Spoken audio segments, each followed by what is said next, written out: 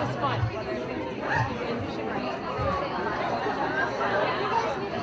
I know, we figured, yeah, it's all good, but I said, I thought you should go. What's up, man? You know. Mary, it's 7 o'clock. Let's get the show on the road. Go. Never be a sit down. Good job. Good job.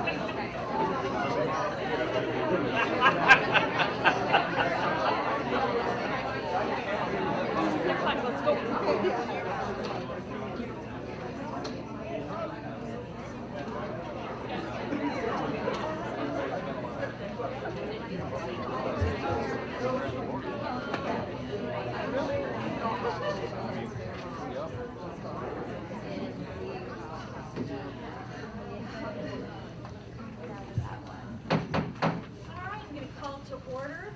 February 12th regular meeting of the Forest Hills Board of Education. This is a meeting held in public for the purpose of conducting the school district's business and is not to be considered a community public hearing. There's time for public comments during the meeting as indicated in agenda item 9. If you would like to speak at public comments, there are comment cards right outside the door where you came in. Please fill those out and put them in the appropriate bucket, and they will be picked up just after the informational items tonight.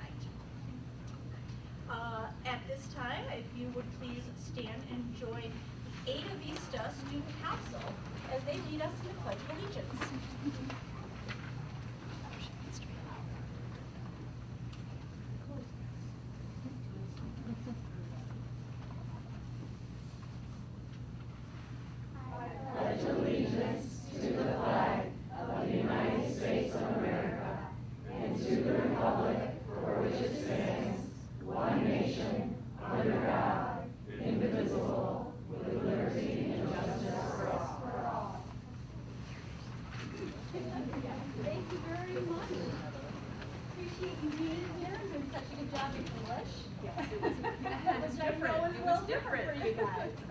So I have a little pin here for each of you. If you could say your name for everybody.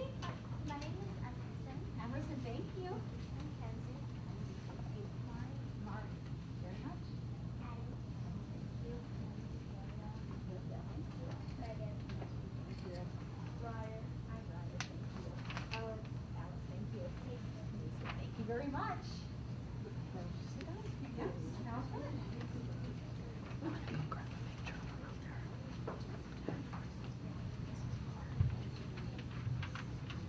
Okay, and now we are ready for the welcome from the Ada Vista Principal, Ms. Allison Woodside. Welcome and thank you everyone for being here tonight. Are we good? There we go. Welcome and thank you everyone for being here tonight. The projects we're presenting were made possible because of the leadership of our amazing staff and students, some of who are here with me tonight. So when I call your name, please rise. Abby Garcia, Laura Schuler, Jen Gregory, Mo Stevens, our student council, and last but not least, a former Ada Vista student, Mabel Schuler. Please, a round of applause for this team that made tonight possible.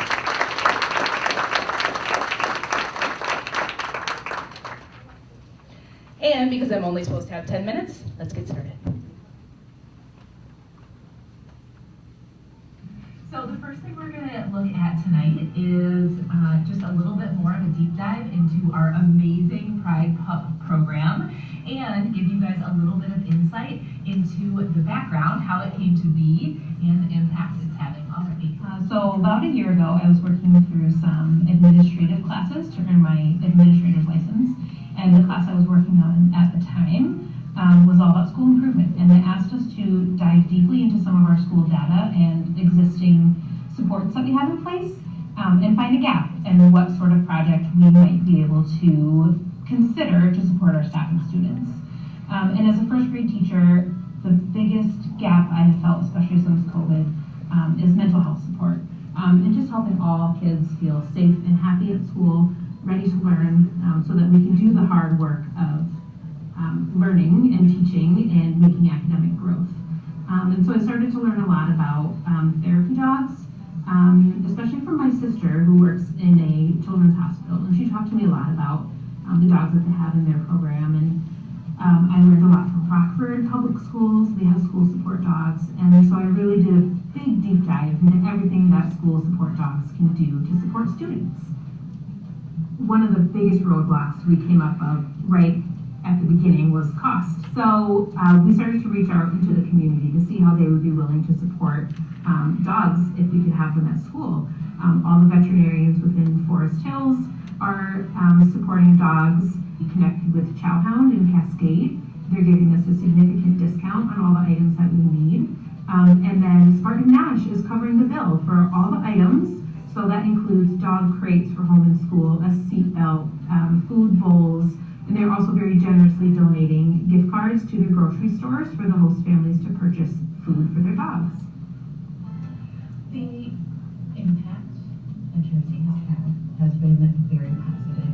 You could be having just an off day, but as soon as you come in, you sit down and you're like, yes, she just makes it all happy of seeing students kind of just sad, and then you come in here and it's like, hey, just come sit by Jersey. They'll come and sit by Jersey, and it's just like they leave with a smile on their face.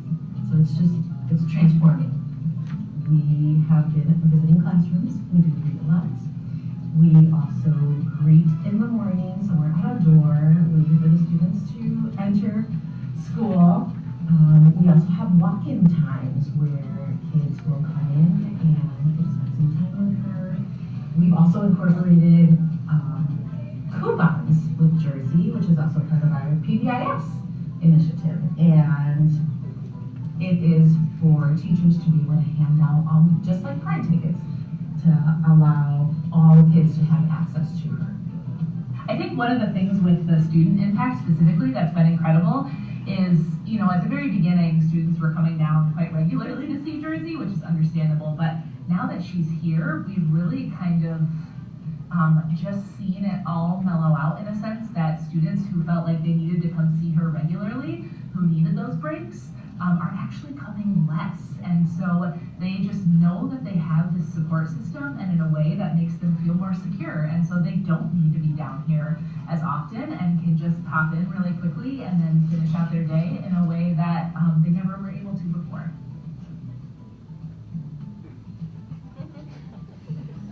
And she's in the office, and you get to come to see her when you need some courage. What I love about having Jersey here is because she comes into our class and she makes our class excited and happy, and it just takes our minds off of learning for a little bit. I like that she helps us, that she's supposed to help us. She helps us feel better. My favorite thing about having Jersey at school is that all the kids are following the rules, and I like how fuzzy she is, and she's always playful. She's not too hyper, but she is a little hyper. I think really, to summarize everything, the community support for this project is really what made it all possible.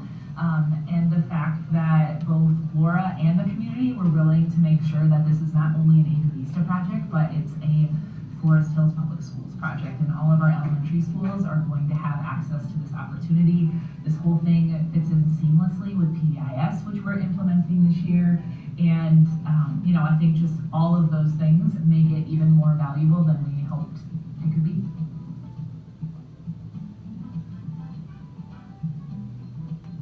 Alright, at Ada Vista, we came up with a chant and mission statement that go together, and we designed a mission statement based on perspectives from all the shareholders in our school. So the kids got to give their feedback, parents filled out surveys, and the teachers gave their input in a couple of meetings as well.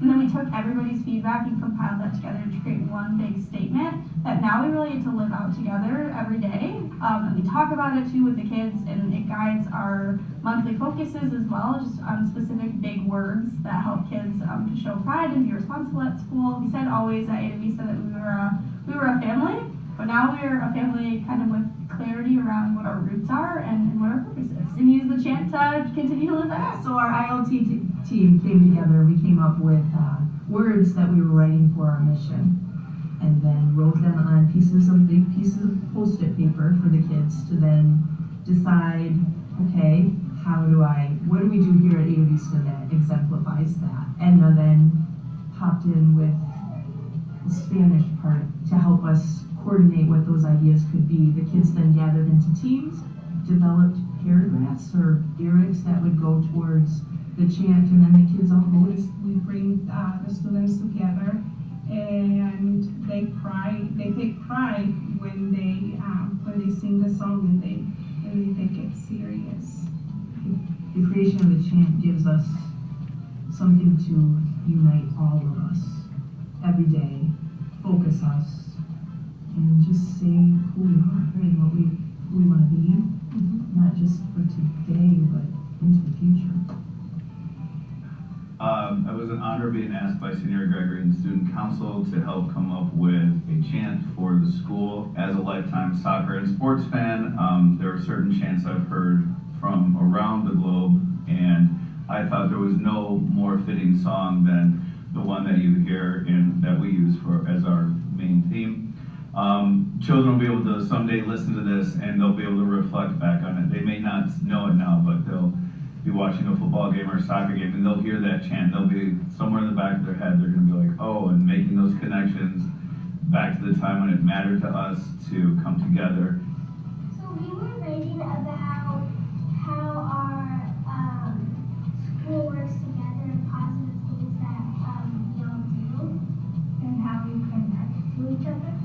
I like the chant because we did promotions. I really like what I like about the chant is that I like how it talks about we're all a family. What I like about the chant is how we have that tune to it because it just gives it some upbeat music. I like the chant because it's representing the world, and then we're all family. So everyone in the world, we're all family, and how we're all together and we can all help each other. I like the chant because it's like singing a song, and I love the tunes to it and the melody that we sing. Well, I love that it has all of our school things that we learn about each month. It's us making an oath that we're always gonna be kind to the school, and we're always gonna treat other people with kindness. At the end, we all raised our fist and we said, siempre! That's my favorite part because that's the first time in school that we get to, well, that's kind of the first time in school that we actually get to yell. It feels good to get that out.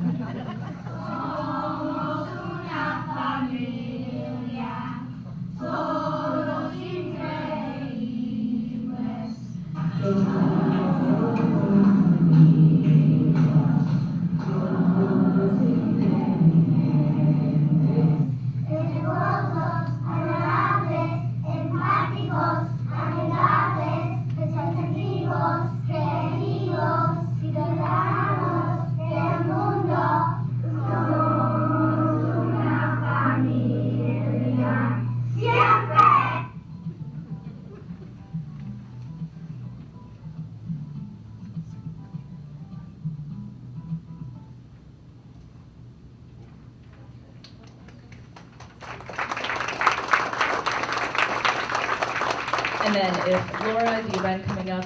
Jen, where?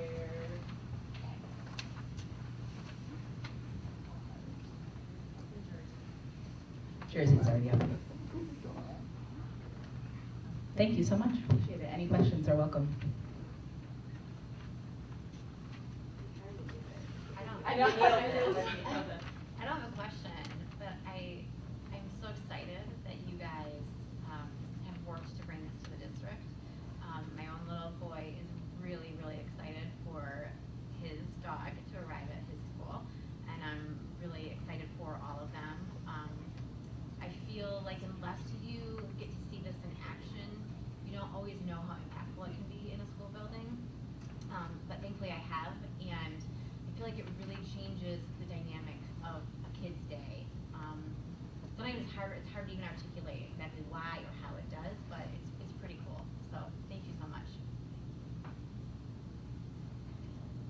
I gotta say thank you to all of you for making that happen. And I also want to say congratulations, Mabel, on earning your silver award with the program. Good job.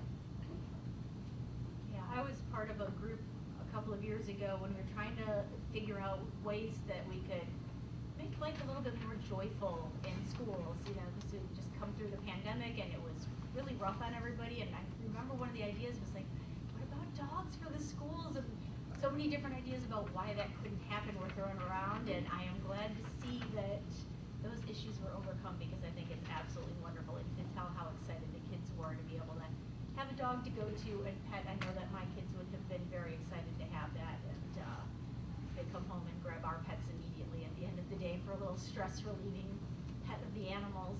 So it's great that they're there. So thank you very much for bringing that to the school kids. Originally, we thought we'd only get 1 Pride Cup this year, but we just learned today that we will have 4 by the end of this school year.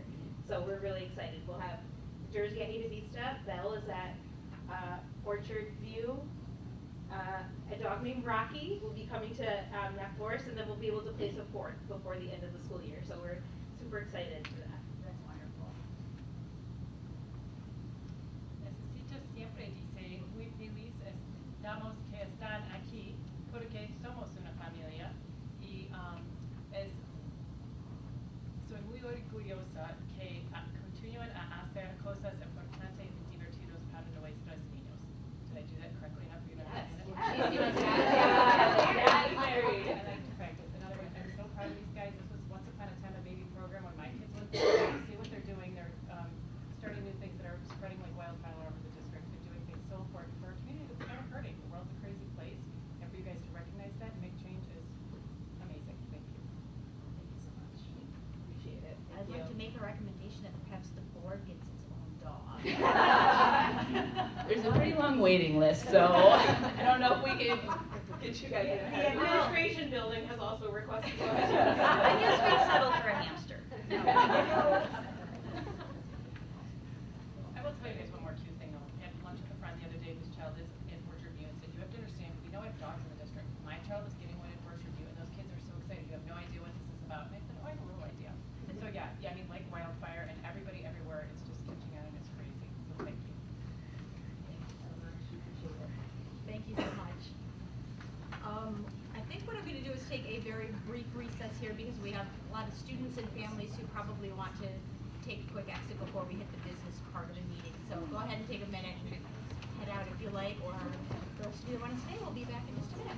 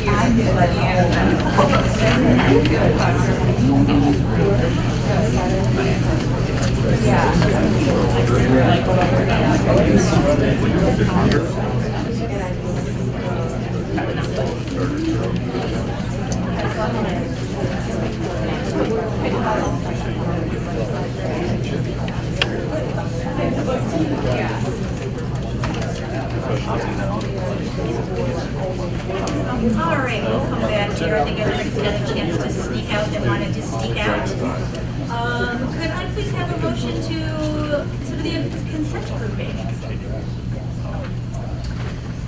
I move we approve consent grouping items 5A through D. And is there a second? Second. All right. Is there any item in the consent grouping that a board member would like to pull out for special consideration?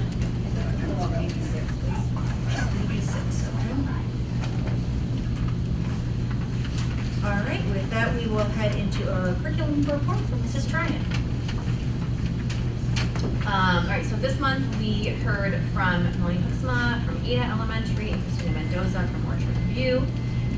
They gave us some important details about their professional learning communities, or PLCs, that are happening in their buildings and also around the district. The main focus for their PLCs is really to kind of engage their staff in ongoing conversations about school improvement and what they can do in their buildings to make sure that they are meeting kids where they are, that they are continually putting rigorous academics in front of them, what is working in some classrooms and how to apply it in other classrooms, how they are looking at standards and making sure that those standards are being taught and met in each of those classrooms, doing data analysis of standardized test data to make sure that they are hitting what they need to be hitting with those kids, anecdotal teacher data for a variety of content areas, and just that continuous, how do we move learning forward via doing learning walks from grade level to grade level,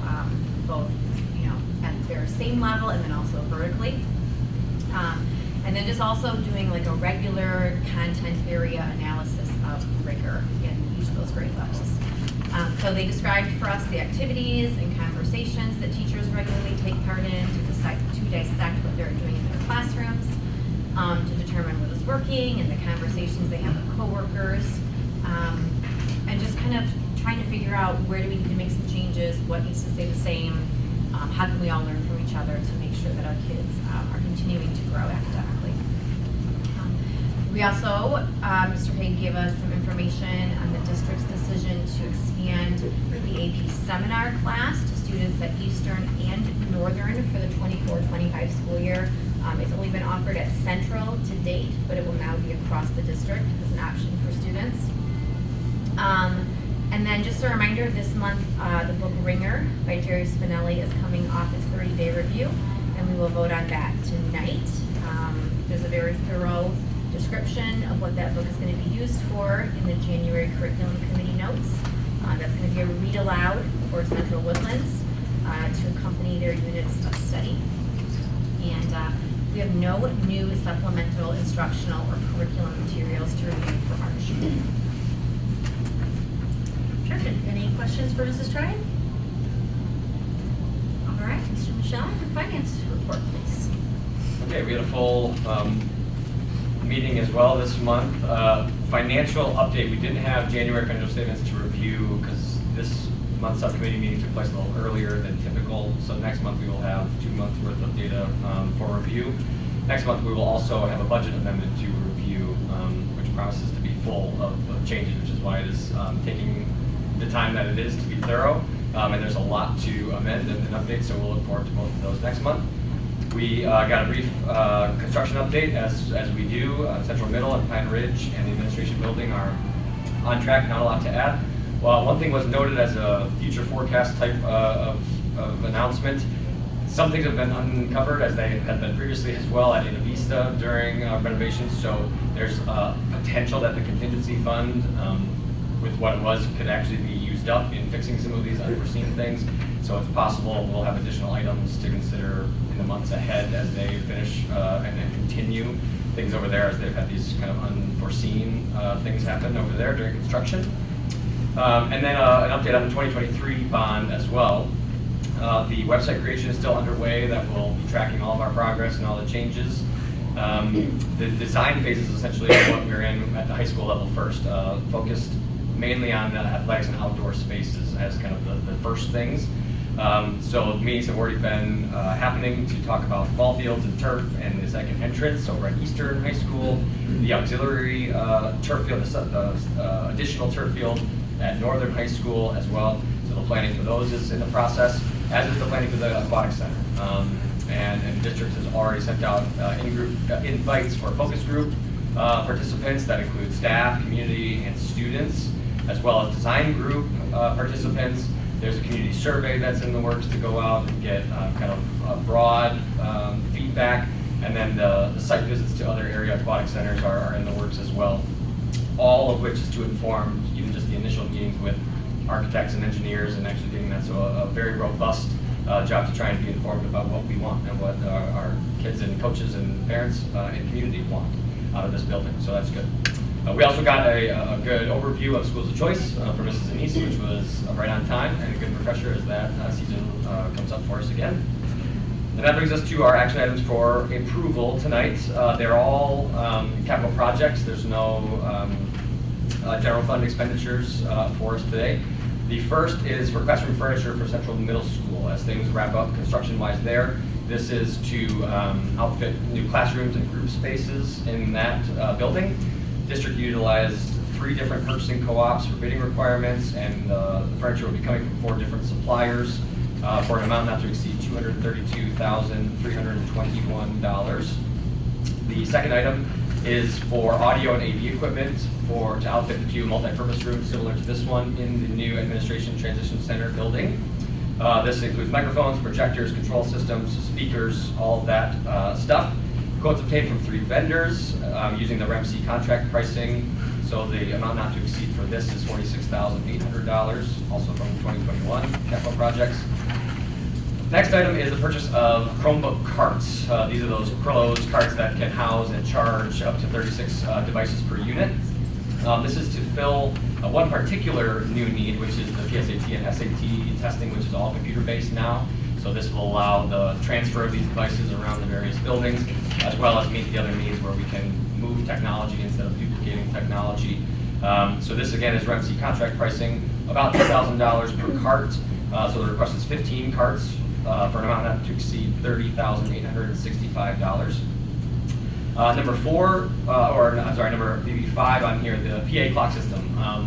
You'll remember from October, we talked about this at length, and we actually approved the recommendation to bid this out to a group that ran into a snag in trying to obtain a performance bond for the work.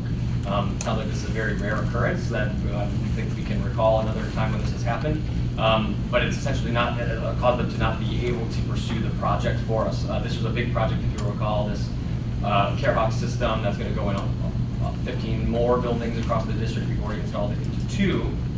So the district went back to the original RFP. Another group, Parkway Electric and Communications, was on that list. If you remember, there were 4 bidders. 2 of them have experience with this CareHawk system that the district is after. This group, Parkway Electric and Communications, is actually the group who installed it previously in Central Middle and in the administration building. So they already have experience in the district with us. They were actually the low bidder at the time as well, if you'll recall, by a couple of percentage points. And there were a few other things that we liked about this SVT group that caused the recommendation to go to them.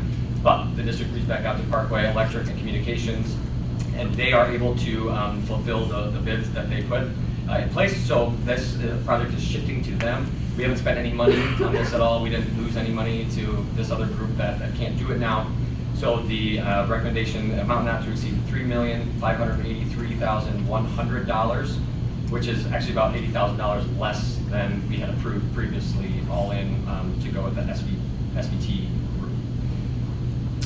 One note about the item being pulled out, the delinquent personal property taxes. This is just an annual item. This is an authorization for us to allow the taxing authorities around us, and 4 of them in particular here, Cascade Charter Township, City of Grand Rapids, City of Kentwood, Grand Rapids Charter Township, to strike taxes from their rolls that go uncollected for 5 years or more. It's not money that we are losing, it's not money we have to give back, or that we're not receiving. This is just money they were not able to collect, and as part of their ability to strike them from the tax rolls, they need the recipients of some of that money, which would have been us, to sign the waiver, more specifically our secretary to sign the waiver to allow them to do that. So again, this is something that we do annually, but that's the details for that. We can talk about that more. And our final item is property tax reimbursement, $11,219.98 to Kent County. And that's it. Terrific. Is there any further discussion on that? Did that answer your question, or do you still want to have it separate? Okay, that's fine. Any other discussion on these? All right, then can we please have a roll call vote on consent group items VA1 through VB5 and VB7, or VB7 and VC1? Good? Okay. Dr. Rashad? Yes. Ms. Landmeyer? Yes. Mrs. Gore? Yes. Mrs. Smock? Yes. Mrs. Cavell? Yes. Dr. Paulson? Yes. Mrs. Tryon, yes. Okay, and then we will go back to VB6, delinquent personal property taxes. Is there something you wanted to? No, this is a separate one. A separate one? Okay. All right, Dr. Rashad? Yes. Ms. Landmeyer? Yes. As I say, we need to do a motion first to approve this because it's pulled separately. Okay. I move we approve item VB6 under consent grouping. Second. Okay, Dr. Rashad? Yes. Ms. Landmeyer? Yes. Mrs. Gore? No. Ms. Smock? Yes. Ms. Cavell? Well, I was just wondering if I could learn more of why Holly wanted to pull it, so maybe I can learn from you. I think it's more of an accountability for somebody's not paid their taxes, it's paid, and this time around is a lot higher than it has been in years past. So this is my first time around on this, but I think it's an accountability thing for me. If I say yes, then for me, I'm thinking it's okay that somebody doesn't have to pay their taxes, so, this is kind of how I'm doing it. So, and it's almost $30,000 this time around, so in years past, it's been $5,000. But let's at least turn that into a learning experience, because it's not in our control. We're just acknowledging that money's not gonna come through. So I hear you saying that, but just know that's nothing the district has any say in, just the way the money flows, it's never gonna land on our doorstep. So it's an acknowledgement that we have to make an adjustment, because that's in the township's hands, we don't have any control over that. Right. Just so you know. Right, but at the same time, I feel like if I'm saying yes, then I'm okay with them not collecting. Well, the reason That's not they're- actually what your vote would Yeah, be. yeah, but the reason they're striking from the record is because they've spent resources for 5 years trying to collect it, and it's now a money-losing endeavor to keep trying. I mean, I see what you're saying, but I don't think it's. The township's not collecting, they're saying, guess what, we're not giving you the money, and we have no means of doing anything about it. Right, so But we're what just, if we're they just would approving collect? to sign the waiver saying we understand that money's not coming to us. But if they're not collecting money, where would the money go if they were collecting it? To us. It would get doled out accordingly, but right. Right. I think conscientiously voting yes to sign this waiver does not mean you're supporting people not paying their taxes or advocating that that's okay. Right. But, yeah, but, yeah. Although I did notice, CJ, when you said this isn't about us gaining or losing money earlier during your notes, I thought, well, I mean, ultimately it is a way in which we are True, losing money, whatever but we have percentage. no power Yes. over getting that money. Yeah. Okay. All right, let me. Thank you for the discussion, appreciate it. All right, let Let's me start start over. over. Yes, okay. So we have a second, and so Dr. Rashad? Yes. Ms. Steinmeier? Yes. Mr. Gore? Mrs. Smock? Yes. Ms. Cavell? Yes. Dr. Paulson? Yes. Mrs. Tryon, yes. Okay, moving on to employment of new professional staff. I don't have that piece of paper in front of me, unfortunately. Oh, that was part of the consent grouping, okay, great. All right, so we're on to schools of choice. Okay, so the schools of choice resolutions are something that come around every year. This isn't anything new, it's what we've been doing year after year. It's a resolution to opt out of the state of Michigan's School of Choice program and opt into the Kent ISD School of Choice program. So we just pulled that out as a separate one, so in case anybody had any specific questions about it, I think most of them got addressed already if anybody didn't understand it, but is there anything outstanding on school of choice? What would be the benefits of us being in the state or an ISD versus this? I mean, you've been here the longest, so I mean, We've done here, I've done this as long as I've been here, and I couldn't even guess. Is Christine here? Is that something that you are comfortable giving us a quick rundown, review? Why we opt out of state in favor of county? So the ISD plan limits the enrollment to Kent County school districts. And the 105C is contiguous counties. The challenge there is primarily that with special education funding, because of Act 18 and the way that the county collects special education funding, it flows easily with students inside the ISD. It's a much more complex issue if you take students outside the ISD. Thank you. All right, can I then have a motion A motion that the Board of Education for the Forest Hills Public School District to exercise the option permitted by Section 105 of the State School Aid Act of 1979, as amended by Public Act 300 of 1996, will not accept Section 105 applications of non-resident students from outside our district for purposes of operating an intermediate school district-wide schools of choice program in accordance with Section 105 for the 2024-2025 school year. So moved. Support. All right, can we have a roll call vote on this, please? Yes, Dr. Rashad? Yes. Ms. Steinmeier? Yes. Ms. DeBoer? Yes. Mrs. Buck? Yes. Ms. Clavell? Yes. Dr. Fawcett? Yes. Mrs. Tryon, yes. And then the second part of that is for the contiguous school districts. So can I have a motion that the Board of Education for the Forest Hills Public School District exercise the option permitted by Section 105C of the State School Aid Act, Public Act 119 of 1999, as amended by Public Act 297 of 2000, will not accept applications for enrollment from residents of contiguous intermediate school districts for the 2024-2025 school year. So moved. I'll support. Okay, can we have a roll call vote? Yes, Dr. Rashad? Yes. Ms. Steinmeier? Yes. Mrs. DeBoer? Yes. Mrs. Buck? Yes. Ms. Clavell? Yes. Dr. Fawcett? Yes. Mrs. Tryon, yes.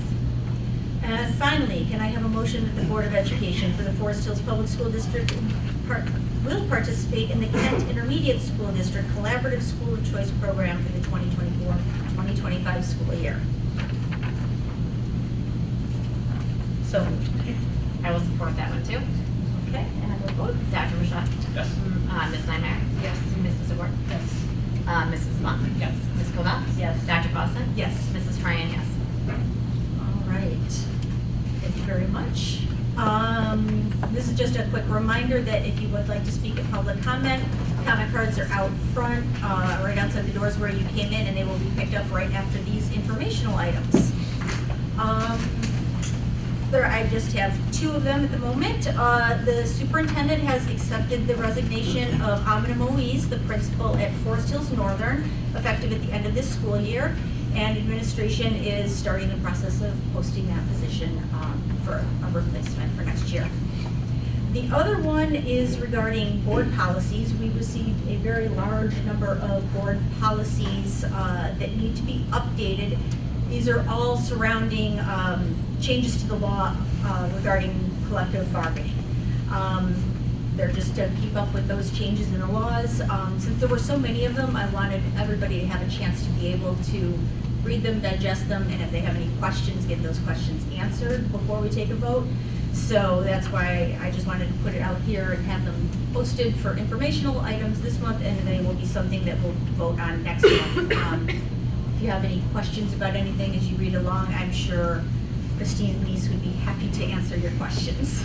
Can I ask a question on that? Last time we had board policy updates, there was highlighted in blue what the changes were. And I didn't see that this time. That's because they're around. replacing them wholesale. We're taking that one out and replacing it with this one. So it's not, it's a wholesale change out, not just like a couple of lines. Do the number, but the policy number will be the same, right? So you can compare it old to new. So just go, so Yeah. the old is online or whatever, It is, to yes. show it, so. Yeah. Would it be helpful in a situation like that if the entire policy was put in blue, just to indicate that? Well, when I first pulled it up, it told me it had 26 pages to print, and I was like, and there's no blue highlighted, so to go through 26 pages of new policy updates and not know which, you know what I mean? Like, I know it says it on there, but it would have been, because last time it was just easier to go see what the Yeah, actual it is. changes were in it, but if it was, I mean, I don't know if you can, but it's not homework. Well, I mean, it's a way to indicate that it's something new, so I mean, that might have been a useful thing. Just to think about, it could be just simple highlighting. I think the just give us difference though structure is now. that the last one that we did, it was like a word or a grammatical issue here and there, where this is like, it's whole paragraph or whole paragraph. Yeah. So I think, I did that too. I think if you look at the old one and then compare it to the ones that's in the board agenda, it's easier to see the differences. I just thought maybe it was, you know, missing, like, are we, you know what I mean, like, is there just some things, like, is it a couple paragraphs or sentences that was added to or taken from it? And it was just easier to spot when I said, but that's fine, I mean, I don't mind. No such Yeah, luck. but it's not more than 2 minutes, right? Yeah, it's the whole thing. It's not just a word or a paragraph. It's a whole new replacement. Okay, then we are up to board communications. I've got 3 of them, so I will go through mine and then see if you guys have anything. The first one is cell tower update. At our last meeting, I asked if anybody had additional questions that after the presentation that they wanted to ask Mrs. Davis, and asked people to forward those to me so that I could collate them and send them over to Mrs. Davis, which I did. So she has all of the questions that we posed to her. They sort of spanned a lot of topics. They went from just general background information to technical information about the antennas themselves, different technical options that might be available to be looked at, different site options of maybe other places to put it, things like that. So it was a lot of information that went over to her. So at this point in time, she is still in the process of going through all of that and reaching out to the people that she needs to reach out to get some of that information. So she is in that process, and as soon as she has that information, she's going to be sharing that with us and with the community. It will not just be all of a sudden, here's the information, now vote on it. We'll have opportunities for discussion and questions. What format that will look like, I'm not sure. I'm sure there will be updates to the FAQ, things like that. But that's where we are with the cell phone update. That's why there's nothing to vote on or anything today, and no presentation because she's still in the process.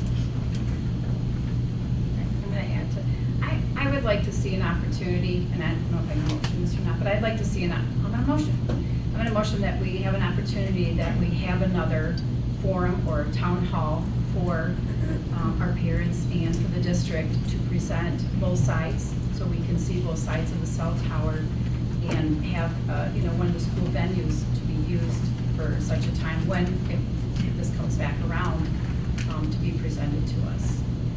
Well, I think that that's actually a possibility. I'm not sure exactly what Julie is planning on doing in terms of getting the information out there. Like I said, it's not going to be just a information for the board and then the board's going to spring it on the community. I think everybody knows that everybody's very interested in this particular topic. And so I think as soon as we get that information, there'll be a good way of, we'll be able to determine the best way to disseminate it to everybody. Right, maybe that's part of our discussion, like what's the best way to make sure community is aware of how we advanced in this issue? Make sense? Right, but I would like to see, personally for me, I'd like to see the community, if they're gonna have a panel of people on stage, I would love to see where we have the people, on the side of, this is why we need the cell tower, and the other side of some of the concerns that were raised at the mic as well. So people have a chance to ask questions for both sides. That's what I'm motioning, is that we set it up a little bit different style than what we did last time. Isn't that, are we going to accomplish that with the information we're going to be receiving? I mean, I think the questions that came out of the first meeting were heard pretty clearly, and I think we certainly enveloped the concerns that were from the community in our questions to Mrs. Davis, who's now tracking down answers to those, and whether that will turn into an FAQ that everybody can read, or whatever the next presentation that we see on all of this stuff will probably contain most of that information. So what's the purpose of a second forum? To have a second round of questions, or? Well, I think there's additional questions that are going to probably come out from some of the questions that were being answered. So what it's going to do is it's just going to put another phase on this for, the cell tower, company, or, the different people that have been working on that versus the other side of just more raised questions that we have in the community. I would just like to see that we open a more like a town hall type for the parents, more involvement with them. So with that, so. I'd love to, but can we wait till we get the information back and see if that's the best way? Because maybe I have no idea what else it could be, but why don't we sit down and say, there's obviously a lot of new data here, best idea is to town forum. Oh, this is all going to be black and white. Maybe people would attend that. So can we just revisit that when we have information to make sure that's fine. I'll move my motion off the floor. I do want to voice that. I think I think we need to have that next time around. If all the questions aren't answered to, and the community is requesting it, I think we come back and maybe motion that again. So that's great. Yeah. Okay, the next update I have is regarding the superintendent search. The job posting for our superintendent closed on February 2nd, as you all know, and we had several candidates apply. We have a very nice group from what I understand from MLI, and they are going to be meeting with us tomorrow to go over all of the different submissions that came in.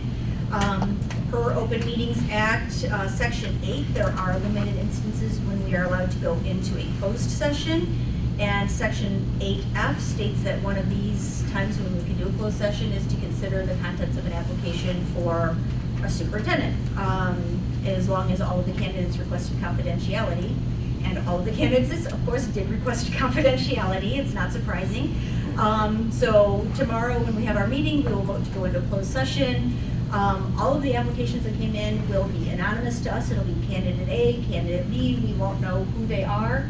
We'll go over all of their qualifications, go through all of those, and then we will come back into an open session, and at that point, that's when we will then each individually get to vote on, I would like to see candidate A, B, G, and D, or whatever come back, and everybody will get a chance, we'll tally them up, and the top vote getters will then be brought in for first round of interviews. So again, that's happening tomorrow, and so I already thank you in advance for giving a long evening to looking at all those.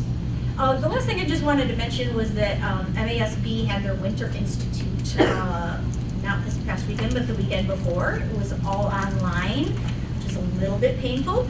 I took classes on policy, school finance, school law, and curriculum and instruction. I know Maggie took one on the intro to board service.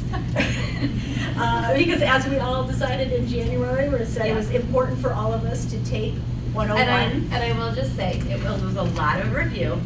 Yes. I thought I had already taken it, but what I had actually taken was a session through the Kent Intermediate Association of School Boards. So I am You are doubly very well prepared. Yep, and it was good. I did not actually mind the online version, and I thought that I would, but it was not bad.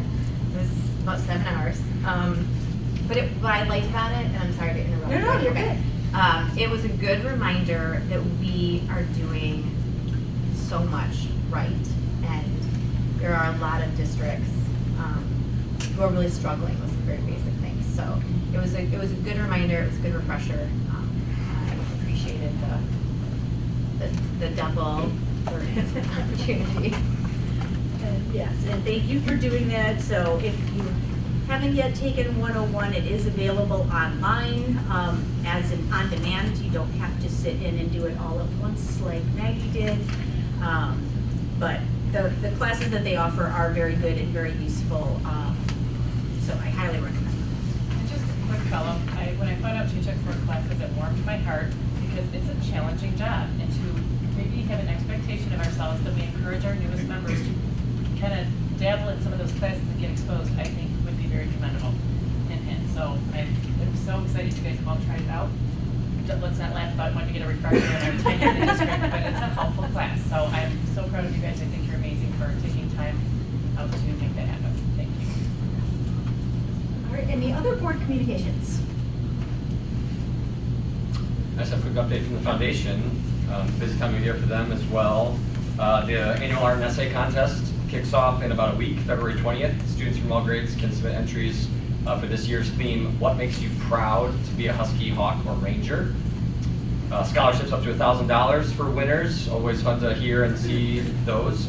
So more info at the website if there's a student that's interested in getting into that.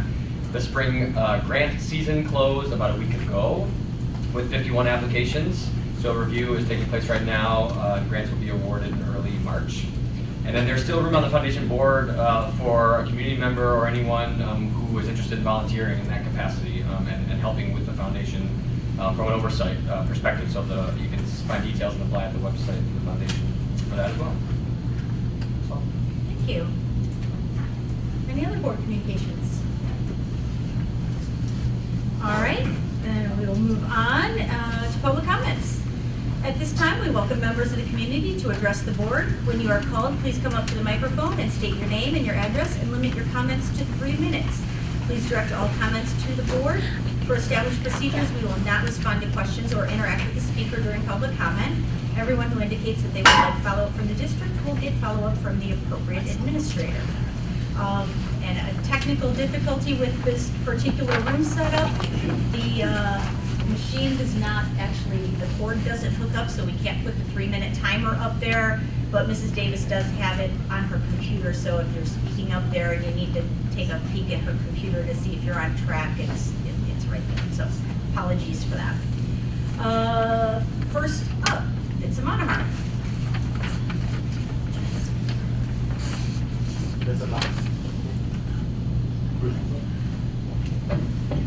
Davis, could we maybe have just a 15-second, when you see at 2:45, could you let our speakers know there's 15 seconds? I thought what I would do is I would rotate it so that you could see it. Okay, sorry.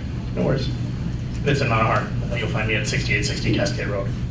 This speech is rated G, represents my views only and not any affiliated organization. Last September at General Board meeting, I witnessed what looked like a forced vote on ratifying Common Card policy. Video transcripts are at Forest Hills Board of Education and Forest Hills for Just Education YouTube websites, starting at minute 57:44. I have since engaged with President Fossen to better understand, and tonight is a postmortem of policy and public perception. Trustee DeBoer was concerned to vote on a Common Card proposal before ensuring that it safeguarded the public's free speech. She requested answers to her questions. President Fossen stated she was not given enough time. The conversation was brought to light that DeBoer's questions were asked 3 weeks in advance on meeting by phone. DeBoer's questions were submitted in writing 1 week in advance. Fossen answered up to 3/4 of the questions. Fossen wanted the questions assessed by Truitt and said, quote, "I was not able to get back the answer from Truitt before today, the day of vote." Fossen would not table the vote to answer questions despite having done it the month before, and so the vote proceeded. Was policy violated? Fossen did advance procedure to Truitt. This appeared to violate policy 2302B2. Board members shall not act as a board of one. However, 2406A7 authorizes the board president to contact legal counsel on the board's behalf. I have not seen any cloture policies in the board book. With my current knowledge, it appears that no policy was violated. Now, let me provide you with a perception check. Questions that cross my mind as a community member. Do the ends justify the means? President Fossen stated, quote, "I wish I had more time and was able to get all the questions answered for you." If so, why didn't you table the vote until your colleagues' concerns were addressed? You did it once. Why rush to get a non-student related policy voted on? Vice President Covell stated, quote, "I view our main goal as a board is to seek consensus, but with that said, you don't have to vote yes." President Fossen stated, "If you're not comfortable, you can just vote no." Why does a school teacher and an education consultant dismiss the opportunity to discuss and potentially educate a colleague? Would you dismiss your students' inquisitiveness? And how is dismissing a colleague's question any different? Trustee Tryon and Vice President Covell were brave. They were brave enough to speak their minds. Why did no one else on the board speak their position, either pro or con? Someday it might be you who is debating the argument without any perception of support. And lastly, to the community members, do you want board members who dismiss their own colleagues' questions and force a vote? Do you want your elected trustees forced to vote no because their questions weren't answered? Think carefully and answer that question in November. Good day. Thank you. Bob Pickard?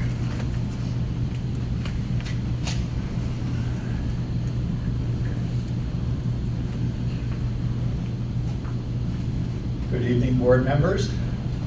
I'm Bob Pickard from Byron Center. I'm here tonight to talk about the safety of our students and staff. I know your security is good, but God has put a lot of things on my heart that I would like to share with you. I'll start with what happened in Perry, Iowa. I went to college in Iowa. My roommate was from Perry, so I have been there. Nice farming community where everyone knows your name. I never thought a school shooting would happen in Perry, but it did. Please don't think it won't happen to us. We need to be proactive in making our precious children and staff top priority. I was a Wyoming public school custodian for 22 blessed years. When all these school shootings started, I asked God, what can I do to help protect these children and staff? I could not look into the face of a second grader and tell them, I cannot protect you from a shooter. God has a sense of humor. he reminded me that as a pitcher in college, I hit more batters than I did getting out. So I figured I'd have a pretty good chance of getting a shooter if he came into school. This is my only defense that I had. I work at Costco gas station. A member came in and mentioned to me, he said, why don't we put veterans in our schools? I said, that's a great idea. The next day, a veteran comes in, and I had a chance to talk with him, Chris Jansen. He has a veteran-owned company, protection agency. And I said, Chris, would you like to get your veterans in our schools? And he said, absolutely. I'll have some information to pass out after I'm done. Board President, I've got some couple bills, if you don't mind if I pass those out to you tonight. Go ahead and give them to Valerie. Oh, okay, thank you. I've got a bill from Texas.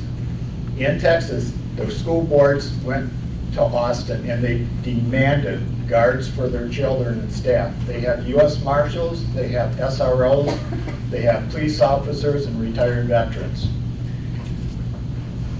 I had a meeting with a Texas police officer. He told me about a bill in Michigan. It's a Michigan Public Act 330.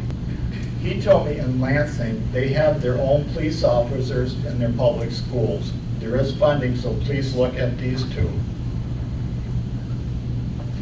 Also, just passed, we have a bill from Lansing, 31AA, which you guys all probably know about. You're probably using it for your protection of your schools and mental health.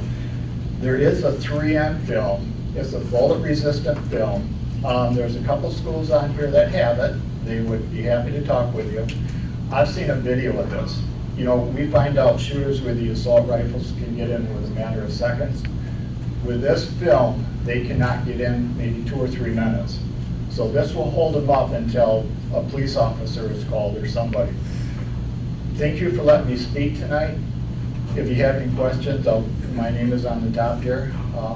I'd be happy to answer any questions. Thank you. Thank you.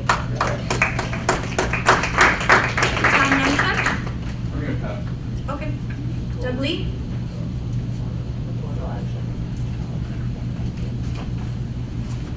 Hi, I'm Doug Lee. I recently went to the curriculum meeting, and it's nice to know that the administration finally admits that we are in decline in enrollment within Forest Hills. I've been saying this for almost 2.5 years. We've been on a 10-year decline of student enrollment, and even with school choice, we're still declining. But we continue to build buildings, build infrastructure, and at some point in time, you're going to have to deal with that. We either deal with it now, or we deal with it when we have to decide what schools we're going to close and sell. What I suggest, before you decide on looking at budget issues, why don't you find out why the parents are leaving, okay? There should be an interview process with the parent. Why are you pulling your kid out of school and deciding to go private school? There should be a third party do an interview process to find out why. These are the people you need to listen to because that's what's causing our enrollment decline. The people here in the school, they got their kids in the school. Talk to the people that removed their kids. Again, removing your kid from public school system from which you're paying taxes on, then paying another organization to educate your kids or even homeschool out of your own time, that's a huge cost. That's a commitment most people won't make. But these people are doing it. We're losing students, and there's a reason why. I know why. I've been talking about it for 3.5 years. Why don't you get in line with your curriculum and find out why people are leaving? But it is nice to know that the administration has finally acknowledged that we are on a decline in enrollment. Thank you. Thank you. Mandy White?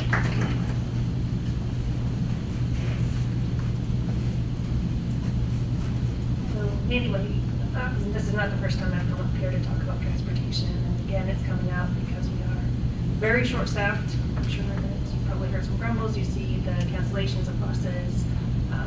Just wondering what we're going to do. I know that I've talked to several of you, and you have said it's kind of out of your realm of checking into why we're having issues and whatnot. But the question is, you know, we get these last-minute cancellations 2-3 hours before we're supposed to pick up kids or get them to the school, especially in the afternoon. If you have kids who are there and parents are notified that they don't have a bus to get home, what are the parents expected to do? Find alternative transportations, friend, family, whatever. What are they going to do if they don't have that option? Are the schools then going to be liable for those kids until a parent can pick them up or somebody can pick them up? We really need to figure out out a solution to get drivers in and keep them in. Talk to the staff. You have so many people that are coming out and either going through part of the process or going through the process and leaving, and there's reasons why. You need to dig down and figure out why. The whole purpose is of that transportation department is to get the kids there. You don't have the kids, all of this falls apart. We need a solution, and we need a permanent solution.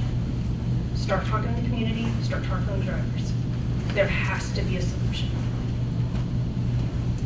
Thank you. Scott Van Soltman.